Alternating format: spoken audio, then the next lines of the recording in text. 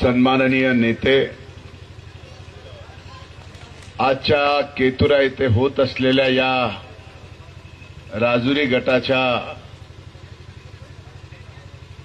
सभेला उपस्थित मोठ्या संख्येने असलेल्या माझ्या माता भगिनी, वडीलधारी मंडळी, उत्साहात असणाऱ्या माझ्या तरुण भावांनो आणि इथं उपस्थित पत्रकार मित्रांनो,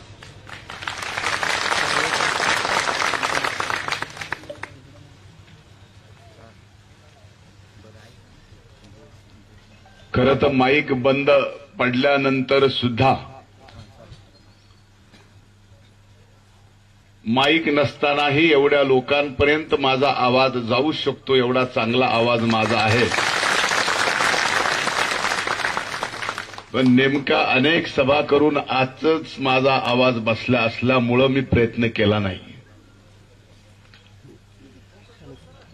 मी विचार करत होतो की डावीकडे घरात लाईट दिसतीये, उजवीकडे मंदिरात लाईट दिसतीये, अख्ख्या गावाची लाईट गेली असती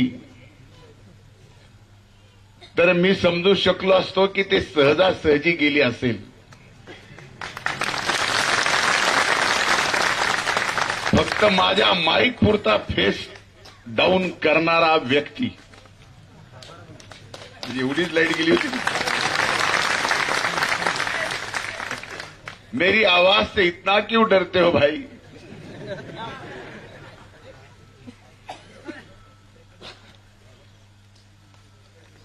पण ज्याने कुणी हा प्रयत्न केला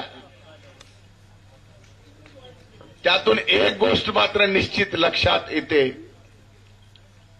की एखादा व्यक्ती ज्या वेळेस मनातलं आणि लोकांच्या मनातलं बोलायला उभा राहिला की निवडणुकीमध्ये सामने वाले के पास कहीं ना कहीं कुछ तो हलचल होगी.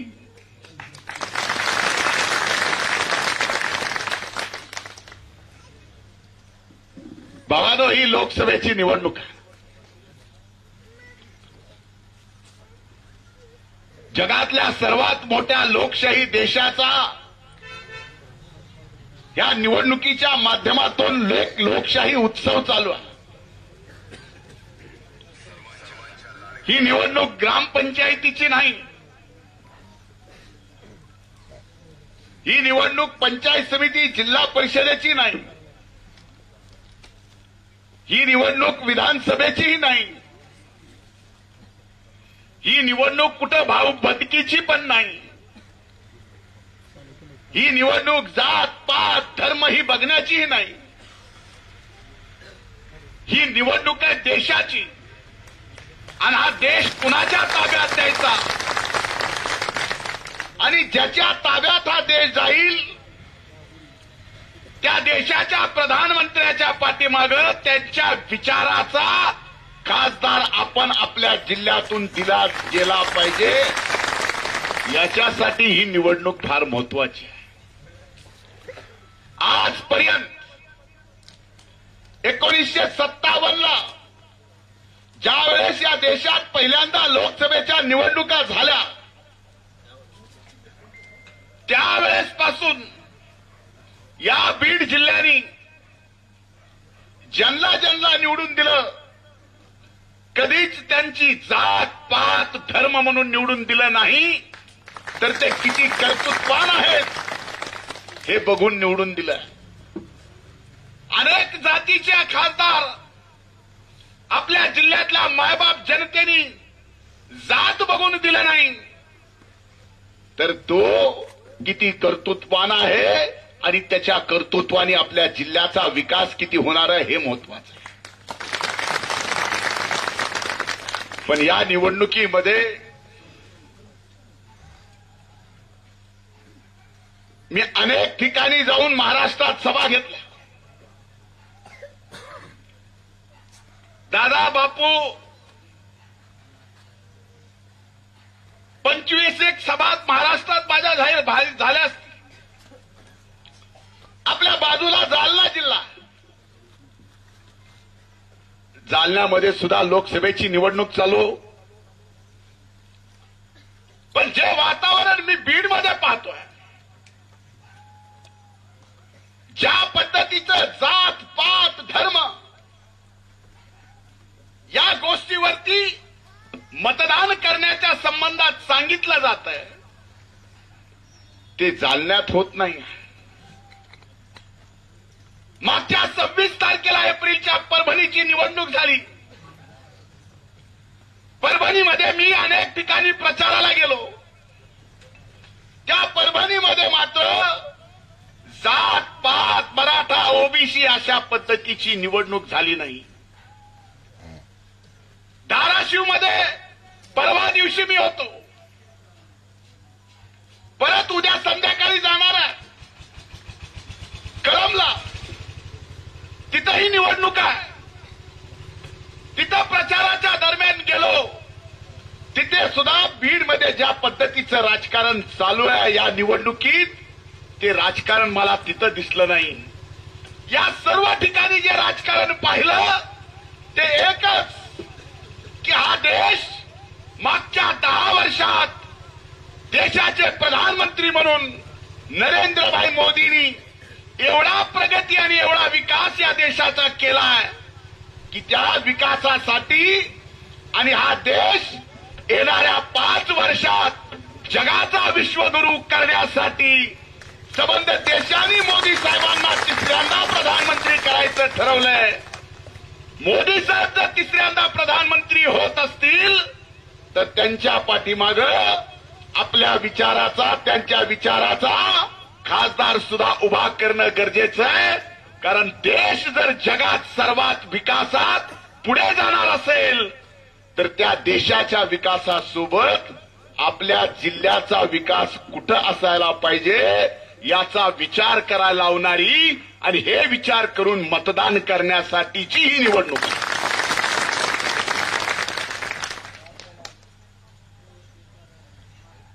मला काही गोष्टी अभिमानाने आपल्या सर्वांच्या समोर सांगा अशा वाटतात.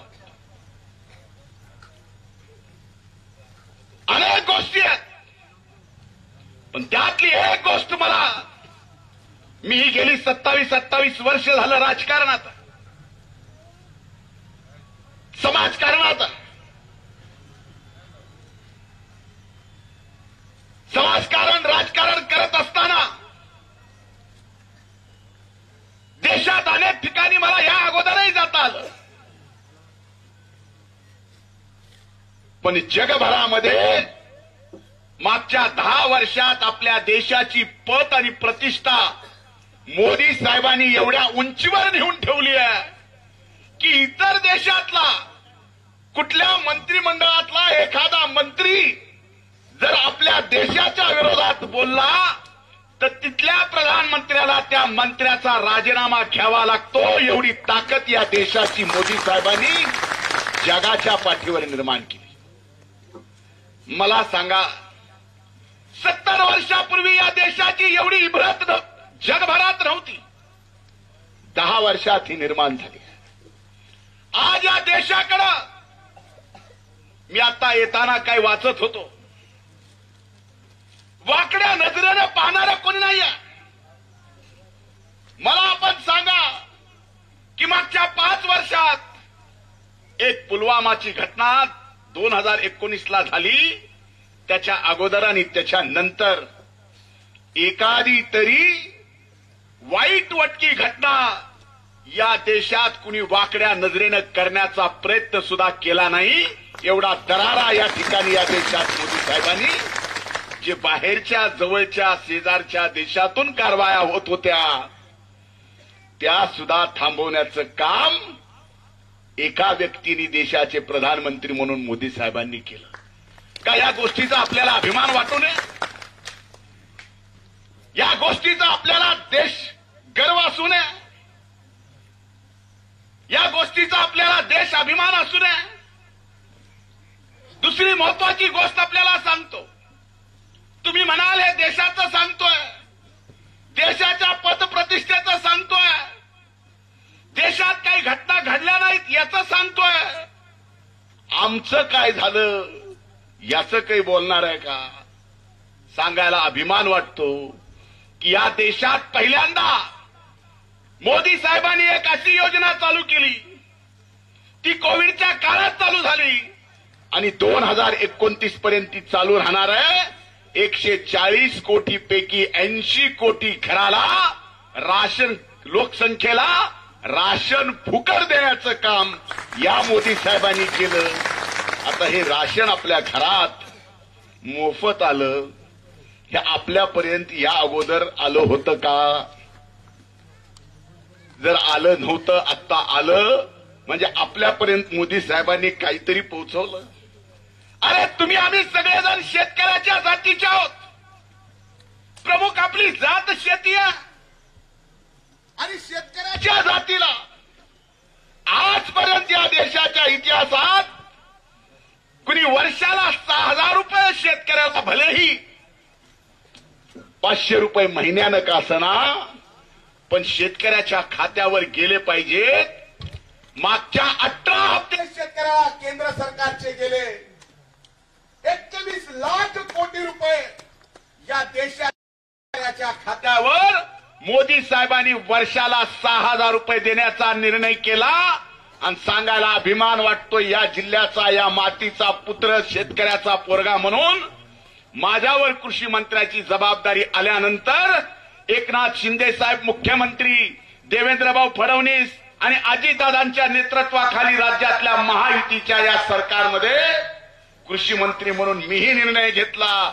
मोदी साहेब 6,000 देतात तर माझ्या या महाराष्ट्राने सुद्धा कृषी विभागाने शेतकऱ्याला 6,000 रुपये दिले पाहिजे. आता मला सांगा, आपल्या जिल्ह्यामध्ये जवळजवळ 10 लाख शेतकरी खातेदार, शेतकऱ्याच्या खात्यावर मोदींचे 6,000 आणि राज्याचे 6,000 मिळून 12,000 रुपये जातात.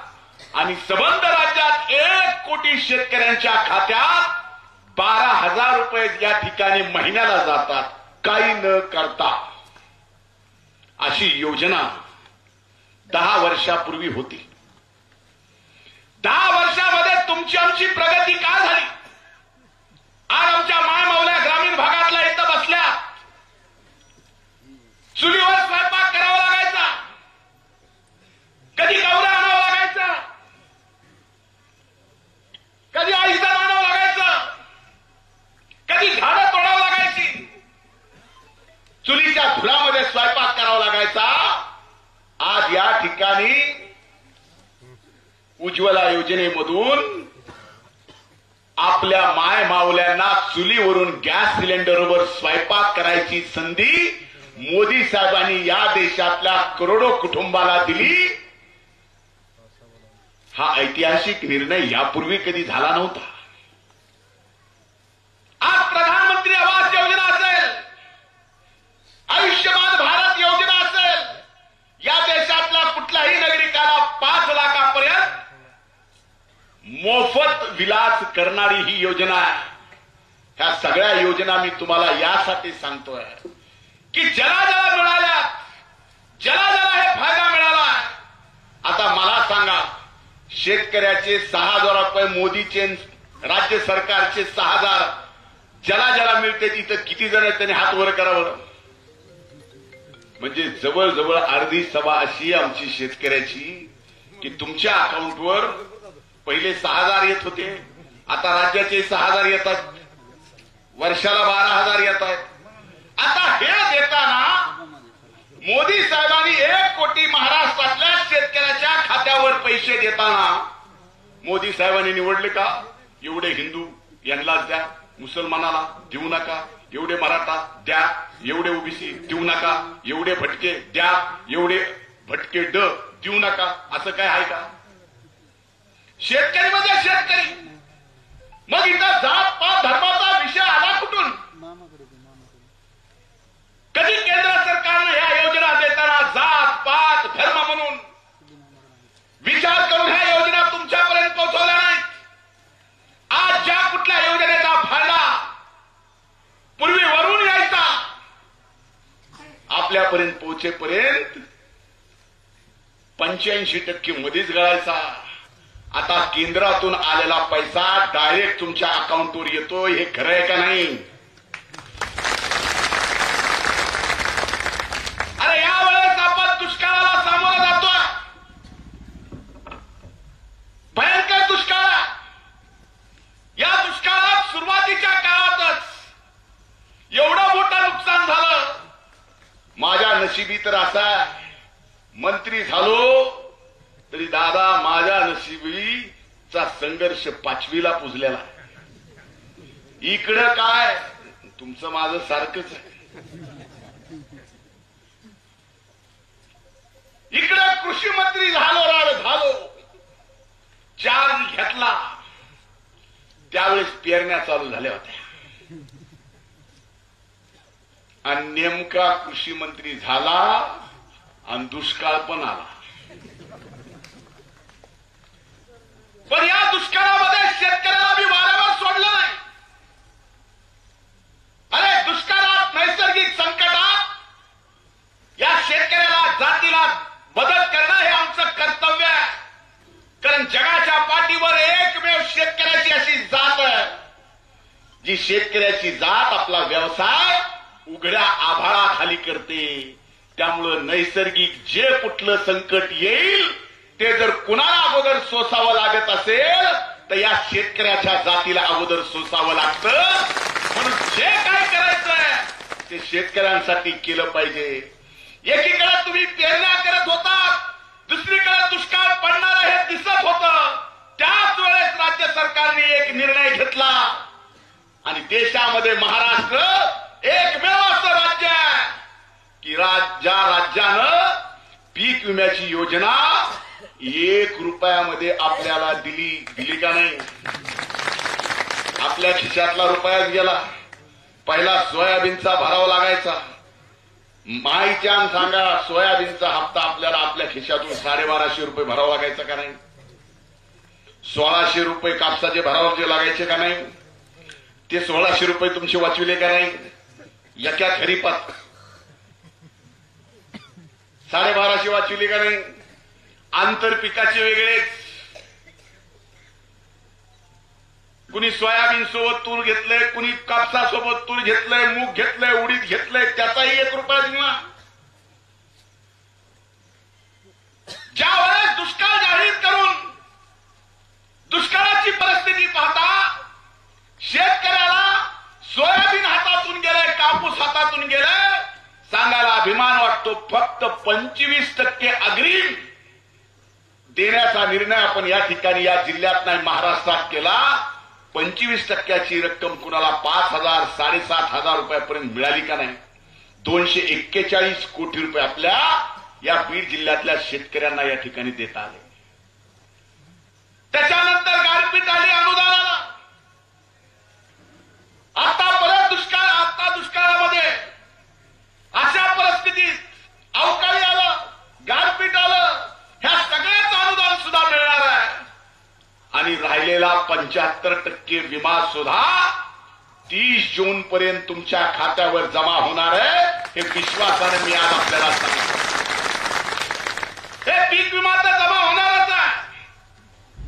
पण ज्याचा थोडाफार सोयाबीन आलंय, ज्याचा कापूस आलाय, यावर्षी सोयाबीनला भाव मिळाला नाही, कापसाला भाव मिळाला नाही. आणि भाव मिळाला नाही आणि जी आधारभूत किंमत आहे ती जर शेतकऱ्याला कापसाला सोयाबीनला मिळाली नाही तर अशा दुष्काळाच्या काळात या महायुती सरकारनं शेतकऱ्याच्या सोबत राहायचं ठरवलं आणि 4,000 कोटी रुपये सोयाबीन आणि कापसासाठी येणाऱ्या काळात आचारसंहिता संपल्यावर हेक्टरी 5,000 रुपये सोयाबीनला 2 हेक्टरापर्यंत कापसाचं क्विंटलावर द्यायचं का हेक्टरावर द्यायचं एवढं ठरायचं राहिलंय. ते 4,000 कोटी सुद्धा या राज्यातल्या सोयाबीन आणि कापूस उत्पादक शेतकऱ्यांच्या खात्यावर निवडणूक संपल्यावर जमा होतात. आता हे करत असताना आम्ही जात बघितली, पाद बघितली, धर्म बघितला, पण इथं मात्र या निवडणुकीत वेगळंच चालू आहे. मी असं राजकारण कधी बघितलं नाही. ज्या आरक्षणाच्या लढाईच्या बाबतीत इथं चर्चा केली जाते, मला सांगा 1998 पासून धनंजय मुंडेसारखा एक सामान्य कार्यकर्ता मराठा समाजाला आरक्षण मिळावं म्हणून 198 पासून आजपर्यंत भांडतोय, संघर्ष करतोय.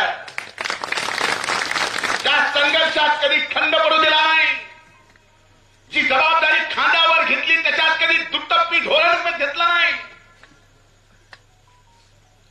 निजामकालीन दस्तापासून कुणबीचं प्रमाणपत्र देताना सुद्धा आमची भूमिका दुटप्पी नव्हती. मी जेवढे आंदोलन आरक्षणाच्या चळवळीसाठी केले, मी जेवढं नरड्यातून रक्त पडेपर्यंत मराठा आरक्षणासाठी सभागृहात सरकारच्या विरोधात भांडलो, आज समोरचा व्यक्ती उमेदवार बहुरंग बप्पा यांनी आता ही निवडणूक म्हणते मराठा वर्सेस ओबीसी चालू आहे. काय झालंय काय? आमच्यासारखे कोण कुठल्या जातीत जन्माला यावं हे तुमच्या माझ्या हातात आहे का? असं आहे का काही? मला कुणी असेल तर सांगा, एखादा कुणी शहाणा असेल तर सांगा. धनंजय, हे सगळं तुला टाळायचं असेल तर या जन्मी देवाला एक निवेदन दे, जसं मला आता काही जणांनी निवेदन वेगवेगळ्या मागण्याचं दिलं. म्हणलं काय हे देवा, विषय मला मनाप्रमाणे धर्म जात मिळावी. देव मोदया, पुढच्या जन्मी मला फलाण्या धर्मात, फलाण्या जातीत, फलाण्याच्या पोटी जन्माला घाल. अशा निवेदनावर देव आपल्याला त्या जातीत जन्माला आणतो का? आणतो? नाही. काय चाललंय मला सांगा. या महायुती सरकारने आरक्षणाच्या बाबतीत एकही प्रश्न प्रलंबित ठेवला नाही. एक असा आहे, तो कायदेशीर आहे आणि तो सगळा सोयऱ्याचा. त्याच्या बाबतीतही आम्ही ठामपणानं खात्रीशीर आपल्याला सांगतोय. पहिल्यांदा मागणी केली निजामकालीन दस्ताप्रमाणे कुणबीचं प्रमाणपत्र मराठवाड्यात मिळालं पाहिजे, महाराष्ट्रात मिळालं पाहिजे. या सरकारनं निर्णय केला आणि जवळजवळ 42 लाख आतापर्यंत कुणबीचे प्रमाणपत्र वाटप झाले. आणि महाराष्ट्रात सर्वाधिक प्रमाणपत्र वाटप करायचा जिल्हा कुठला? तर या बीड जिल्ह्यामध्ये 70,000 कुणबींचे प्रमाणपत्र देण्याचा निर्णय घेतला. मग आम्ही मराठा आरक्षणाच्या विरोधातले आहेत. अरे 2016, 2017, 2018, 2019 ज्या वेळेस मी विधान परिषदेचा विरोधी पक्षनेता होतो, त्यावेळेस आज दादा तुम्हाला शिव्या देणारे, मला शिव्या देणारे सोशल मीडियावर त्यांचेच पोस्ट असेल की धनंजय मुंडे सारखा एखादा पोरगा आमच्या जातीत जन्माला यायला पाहिजे होता, आमच्यातलं कुणीच बोलना. त्यावेळेस मीच एकटा बोलत होतो. ते खरं आहे का नाही? पण कुणबीच्या त्या दस्ताप्रमाणे ज्याला फायदा मिळायचा होता, ज्याला खऱ्या अर्थानं मराठा समाजामधल्या गरीब मुलाला शिक्षणाची अडचण आहे, त्याची अडचण सोडण्यासाठी, त्याचा नोकरीचा प्रश्न, तो नोकरीचा प्रश्न सोडण्यासाठी, भलेही माझं कुणबीचं दस्त माझ्यासारख्या एखाद्या व्यक्तीचं मिळालं, सापडलं तरी मी प्रमाणपत्र घेण्याची, गरीबातल्या गरीब मराठा समाजातल्या कुणबीचं प्रमाणपत्र देण्याचं काम मी 1,000, 500, 2,000, 5,000 लोकांचं मी करायला पाहिजे. पण इथं बहुरंग उमेदवार असे उभे आहेत की पहिल्यांदा त्यांनीच कुणबी प्रमाणपत्र घेतलं. 14 जानेवारीला अर्ज दाखल केला, 17 जानेवारीला प्रमाणपत्र घेतलं आणि 12 मार्चला केस खरेदी विक्री संघाच्या निवडणुकीमध्ये इतर मागासवर्गीयच्या मतदारसंघात अर्जही दाखल केला. मग तुम्ही इतर मागासवर्गीय झालात, आम्हीही जातीने इतर मागासवर्गीय पहिले आहोत, तुम्ही कुणबी म्हणून पहिलेच इतर मागासवर्गीय आहात. मग इथं जात कुठं आली? मला समजून सांगा, माझ्या ज्ञानात भर पडेल. इथं जात कुठं आली? तुम ओबीसी हम ओबीसी असं नाही पण चाललं आता इथं या प्रमाणपत्रावर इतर मागासवर्गीयाच्या खरेदी विक्री संघामध्ये उमेदवारी अर्ज दाखल करायचं.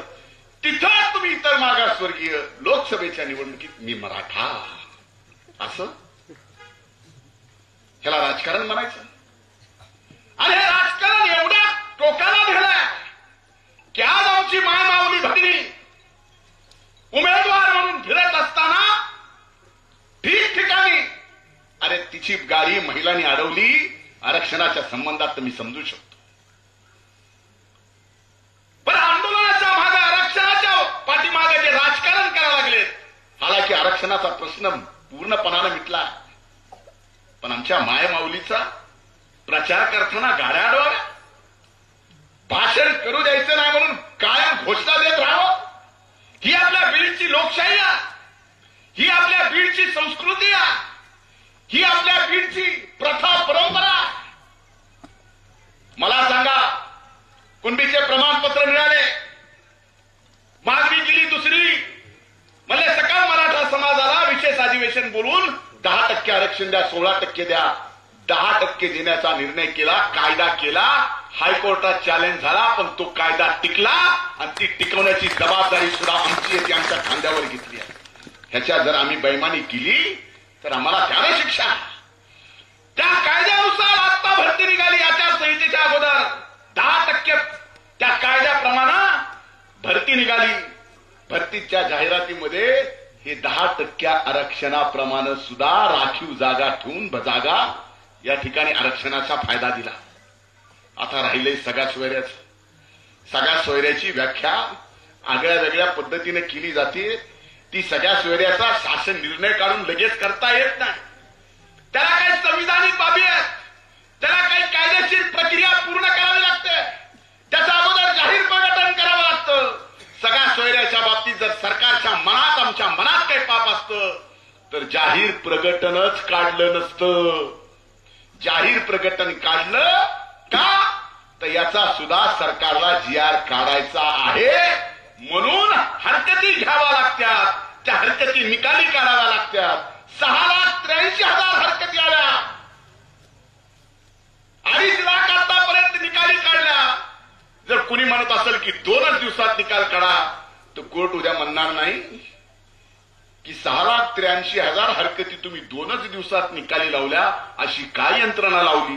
दुसऱ्या दिवशी या सगळ्या सोयऱ्याच्या GRवर ते मिळणार नाही. आपल्याला मिळालेले कुणबीच्या प्रमाणपत्रावर स्थगिती मिळणार नाही. ही कायद्याची अडचण कुठेही आरक्षणासाठी येऊ नये म्हणून ही सगळी प्रक्रिया पूर्णपणाने संपवली आहे. आरक्षण दिलंय तरी सुद्धा आरक्षणाच्या पाठीमागे राहून राजकारण जे चाललंय ते हे जिल्ह्याला परवडणार नाही. एकीकडे कुणीतरी जात पात म्हणून मत मागितलं जातं. एकीकडं आमच्या मुस्लिम समाजाला बांधवांना सुद्धा या ठिकाणी घाबरवलं जातं. आज इथं उपस्थित ज्या माझ्या मुस्लिम बांधवांनी माझा सत्कार केला मला त्यांनाही विश्वास द्यायचा आहे. तुमच्या केसाला जरी धक्का लागला तर तो धनंजय मुंडेच्या जीवाला धक्का असेल. कोणीही तुमचं या ठिकाणी काही वाकलं करू शकणार नाही. असं काही नाही. एवढ्यावर भागलं नाही तर मागासवर्गीय समाजामध्ये ज्या परमपूजनीय डॉक्टर बाबासाहेब आंबेडकरांना स्वातंत्र्य मिळाल्यानंतर या देशाचं संविधान बनवायची जबाबदारी दिली. एका पत्रकाराने त्या काळात बाबासाहेबांना विचारलं की बाबासाहेब एवढा मोठा लोकशाहीचा देश भारत त्याच्यात एवढे राज्य त्याच्यात एवढ्या भाषा बोलल्या जातात एवढ्या प्रथा परंपरा आहेत. ह्या सगळ्या तुमच्या समोर प्रसंग असताना तुम्ही या देशाला संविधान कसं देणार. त्यावेळेस बाबासाहेब आंबेडकरांनी उत्तर दिलं त्या पत्रकाराला. म्हणले छत्रपती शिवाजी महाराजांनी जे रयतेचं राज्य या देशाला दिलं ज्याला जगाचा अभिमान आहे ते रयतेचं स्वराज्य डोळ्यासमोर ठेवलं तरी मी संविधान तशाला तसं लिहिलं आणि ते संविधान आज आहे. म्हणून त्या संविधानामुळं आज या देशातला प्रत्येक माणूस मनानं बोलू शकतो मनानं राहू शकतो मनानं खाऊ शकतो मनानं पाहिजे ते कपडे घालू शकतो पाहिजे ते खाऊ शकतो. हे सगळा अधिकार संविधानाने दिला. आता तिथं आरोप आहे म्हणजे 400 पार आगे तो संविधान बदल जाएगा. जोपर्यंत सूर्य आणि चंद्र आहे तोपर्यंत परमपूजनीय डॉक्टर बाबासाहेब आंबेडकरांनी दिलेलं हे संविधानाला कोणीही हात लावू शकत नाही. एवढी ताकद त्या संविधानामध्येच आहे. कुणीच बदलू शकत नाही. कुठल्या सरकारला बदलायचा तो अधिकार नाही. पण मनभेद करायचा आहे, बुद्धिभेद करायचा आहे. आणि त्यातून हा देश आज प्रगती पथावर जातोय. आणि देश प्रगती पथावर जात असताना माझ्यासारख्या बीड जिल्ह्याच्या या मातीत जन्मलेल्या, या मातीशी इमान राखणाऱ्या आणि या मातीतला प्रत्येक माणूस आर्थिक दृष्ट्या मोठा व्हावा हे स्वप्न पाहणाऱ्या माझ्यासारख्या एका तरुणाला वाटतोय की देश जर माझा जगासमोर बरोबरी करत असेल तर माझ्या बीड जिल्ह्यानं कुठं असावं. आज बीड जिल्हा मागासलेल्या एकूण शेवटचे जे खालून 10व्या नंबरला आहे. एवढी वाईट अवस्था आहे आपल्या जिल्ह्याची. आज आपल्या जिल्ह्याला गरज आहे पाण्याची, प्यायच्या पाण्याची सुद्धा आणि शेतीच्या पाण्याची सुद्धा. जर समोरच्या उमेदवाराला विचारलं या भाऊबंदाला की बाबा रे तू जरा सांग की या जिल्ह्यात किती एकर जमीन बागायती आहे, किती हेक्टर जमीन जिरायती आहे. आज जबाबदारी पूर्वक सांगतो की आपला हा बीड जिल्हा का मागासलेला आहे. हा बीड जिल्ह्याच्या समोर ऊसतोड मजुराचा कलंक काय. कारण या जिल्ह्यामध्ये फक्त 1,87,000 हेक्टर जमीन ही बागायती आहे आणि 7,93,000 हेक्टर जमीन ही जिरायती आहे. फक्त वर्षात एकच पीक घेते. म्हणून 6 महिने 65 ते 70% आपल्या जिल्ह्यातली मायबाप जनता मनगटात टाकत असताना पोटाची खळगी भरायची म्हणून दुसऱ्याच्या शेतात जाऊन ऊस तोडायला जाते. एवढी वाईट अवस्था आपल्या या बीड जिल्ह्याची आहे. त्याच्यासाठी आम्ही स्वप्न पाहिलंय की जर देशाचा प्रधानमंत्र्यासोबत मांदियाळीमध्ये बसणारा आज पंकजाताई सारखा आपल्या समोर जो उमेदवार असेल त्यांना जर त्यांच्या मांदियाळीमध्ये तिथं बसवलं, त्या केंद्रात उद्या मंत्री झाल्या तर आज हे गोदावरीचं आपलं तुटीचं खोरं संबंध मराठवाड्याचं 162 टीएमसी पाण्याचं आहे.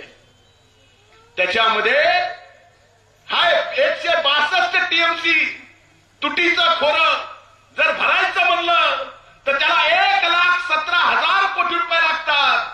पश्चिम वाहिनीमधून समुद्रामध्ये जाणारं पाणी थांबून तिथून नाशिकला उचलायचं, नाशिकहून जायकवाडीला आणायचं, जायकवाडीहून माजलगावला न्यायचं, माजलगावहून तांदळवाडीला सगळ्यात टॉपवर असणाऱ्या तळ्यात न्यायचं आणि तिथून ग्रॅव्हिटीने बीड जिल्ह्यातल्या प्रत्येक धरणात आणि बॅरेज आणि छोट्या कोल्हापुरी बंधाऱ्याला सुद्धा हे पाणी पोचवायचं. जर मोदी साहेबांनी पंकजाताई तिथं असतील तर 7 वर्षाचा हा प्रकल्प आपण 5 वर्षात पूर्ण करू शकू. आणि मी विश्वास देतो 5 वर्षानंतर हे 7,93,000 हेक्टर जी जमीन आज जिरायचं त्यातली 6 लाख हेक्टर बागाबाई शेती करण्यासारखी राहील.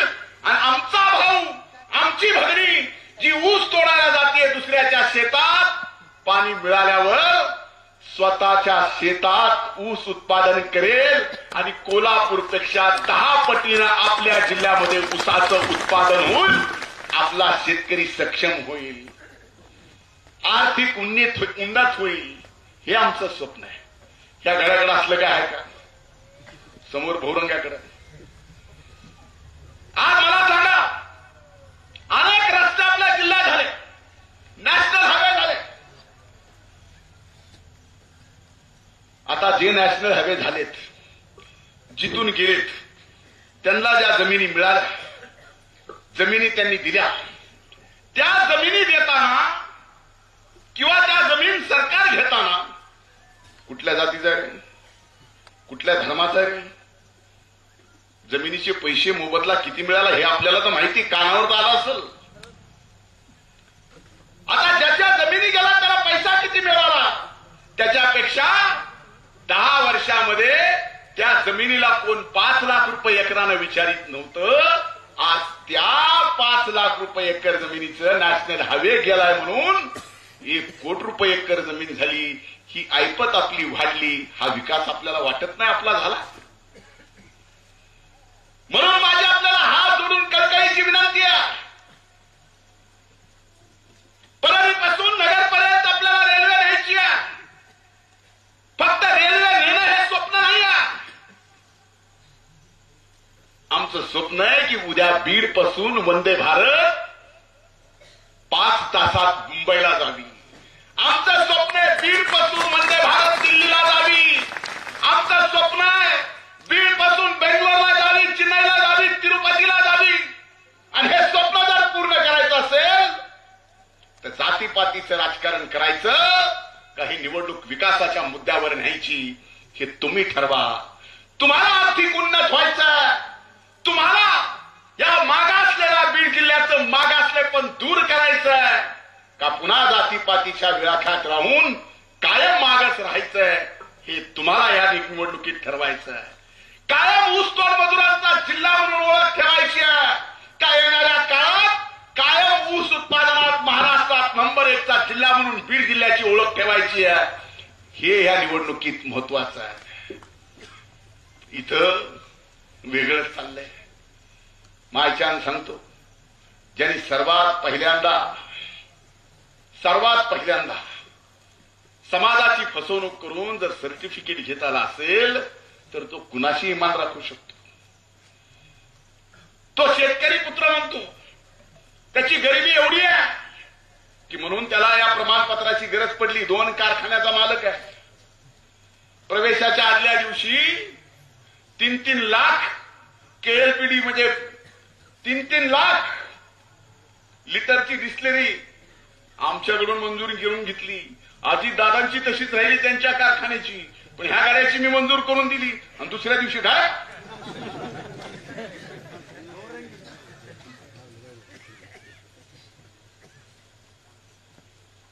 आणि अशा माणसाला जो अशा पक्षाकडून उभा आहे की महाराष्ट्रामध्ये या पक्षाची एकही जागा निवडून येणार नाही, एकही. आणि एवढ्यावर जर एखादी आली तर तुम्हाला संसदेचं कामकाज माहीत नसेल म्हणून सांगतो.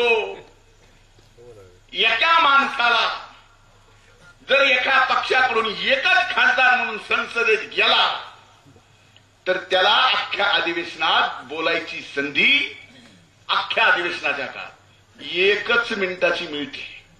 आता ह्या गाड्याला जर 1 मिनिटात आपल्या बीड जिल्ह्याच्या मागासलेपणा सभागृहात जरी सांगायचं म्हणलं, नाहीशान सांगा हे शक्य होईल का? मग काय चाललंय? हा विचार करावा लागेल. जात पात धर्म याच्या पलीकडे जाऊ. ह्या निवडणुकीला आपल्याला आता खांद्यावर घ्यावं लागेल. ही वस्तुस्थिती आहे. मी जे बोल तुम्ही सुद्धा बापू लक्षात घ्या. इथं पंचायत समितीचे सदस्य शेडकेला आहेत, तुम्ही सुद्धा लक्षात घ्या. आणि मायबाप जनता तुम्ही सुद्धा लक्षात घ्या. ह्या जात पात धर्माला तुम्ही थारा देऊ नका, नाही तर आपल्या पिढ्याचं बर्बादी होईल. पिढ्याची बर्बादी होईल. एवढी थार जोडून कळकळी. पात धर्म किंवा पंकजाताईंनी कधी जात पात धर्म, स्वर्गीय ना मुंडे साहेबांनी ना स्वर्गीय अण्णांनी आम्हा दोघाला कधी जातीपातीचं धर्माचं राजकारण करायचं नाही शिकवलं. का या जिल्ह्याने पाहिलं नाही? 1995 ला रजनीताई पाटलांना उभा केलं. रजनीताई पाटील उभ्या होत्या त्यावेळेस या जिल्ह्यातल्या सगळ्याला सांगणं रजनीताई नाही तर मी स्वतः गोपीनाथ मुंडे निवडणुकीला उभा आहे ठामपणानं सांगणारं नेतृत्व स्वर्गीय मुंडे साहेबांची ती लेख आहे. उमेदवार म्हणून मी इथं पुतण्या म्हणून आपल्यासमोर पालकमंत्री म्हणून मला सांगा, अनेक निवडणुकीत अनेक जणांना आमदार केलं, खासदार केलं, जात पात धर्म बघितले. साहेबांनी केलं, पंकजाताईंनी केलं, आम्ही आमच्या पद्धतीनं जेवढं शक्य तेवढं केलं. कधी जातीपातीचं धर्माचं राजकारण केलं? तुम्ही सुद्धा करू नका.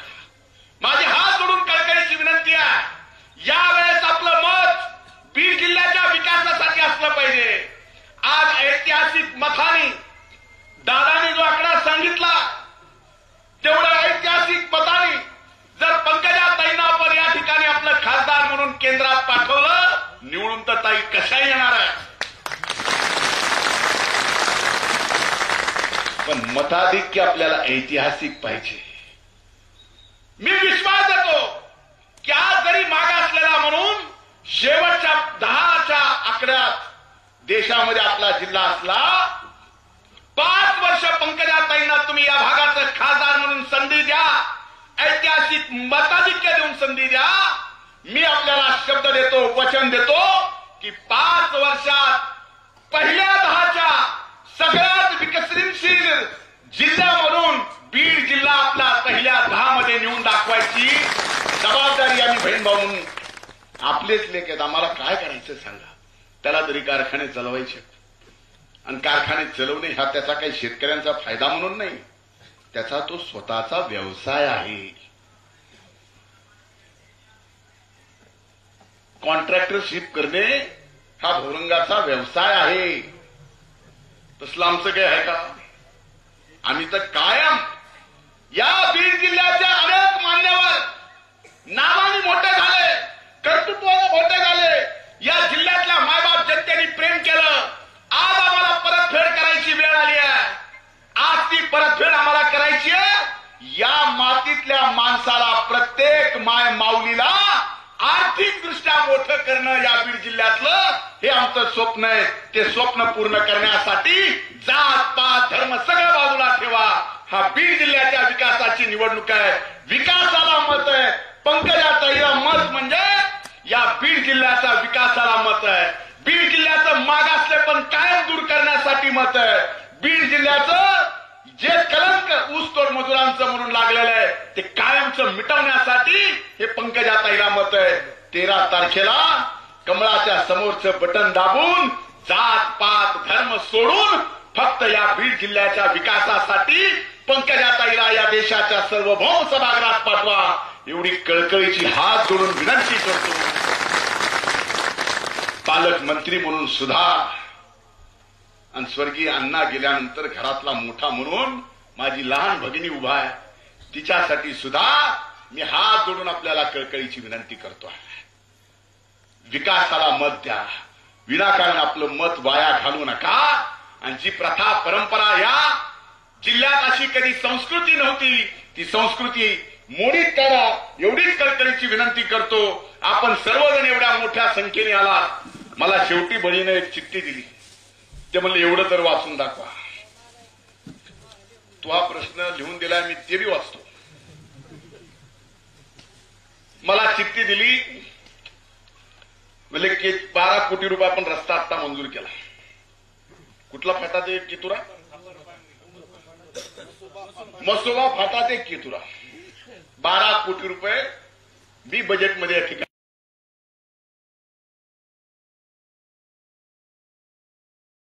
दादा मंजूर केली. आणि 12 कोटी रस्त्याचे अडविलेल्या लोकप्रतिनिधीला आपण काही म्हणत नाही, काही म्हणत नाही. अरे माझ्या मतदारसंघात जर लोकप्रतिनिधी म्हणून असं आडवाआडवी केली असती तर आमच्या सारख्याला सुद्धा चपलीनं हरणार असतं. आमची एवढी आमच्याकडे लोकशाही आहे. पालकमंत्री झाल्यानंतर पहिल्या वेळेला कोविडमुळे पैसे मिळायला उशीर झाले, पण राज्याच्या बजेटमध्ये नगद नारायण गडाला 25 कोटी रुपयांनी द्यायचा निर्णय या ठिकाणी झाला. आणि आज ते 25 कोटी आपण दिले, त्याची प्रमा झाली, त्याचे पैसे आले. आणि नुसत्या 25 कोटीने भागणार नाही. या महान गडाची महान इतिहास आपल्या बीड जिल्ह्यात आहे. याला उद्या 250 कोटी रुपये जरी लागले तर आम्ही कमी पडणार नाही, हा शब्द या निमित्ताने देतो. कारण हा आपला इतिहास आहे. हा इतिहास, या गडाची परंपरा वर्षानुवर्ष, पिढ्यानपिढ्या या बीड जिल्ह्याची ओळख संबंध जगासमोर दाखवणारी आहे. आणि अशा अशा वास्तू, अशा परमार्थ करणारे केंद्र, असे भक्तिस्थळ याला मोठं करायची जिम्मेदारी सुद्धा शासन म्हणून आम्ही आमच्या खांद्यावर घेतलीय. खासदार करायची जिम्मेदारी आपण पंकजाताईला या ठिकाणी घ्यावी, एवढीच जबाबदारी खांद्यावर घ्यावी. कळकळीची विनंती करतो. थांबतो. धन्यवाद. जय हिंद.